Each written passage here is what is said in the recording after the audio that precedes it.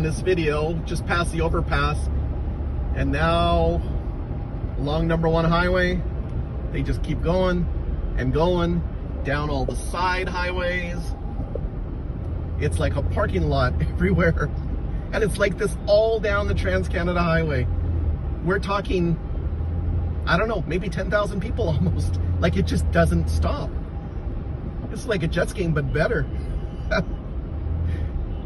And it's minus 27 degrees out. This is Manitoba for you, and this is the real Canada. Even if the media won't show it, this is the real Canada. These are real Canadians fighting for their rights, fighting for their freedoms, and it just does not stop. There's about half an hour before the convoy even gets here, and these people are going to stand out here and watch the convoy for hours go by. I hear it's still stuck many miles back, trying to get through. Like, I didn't know these many people lived in this area.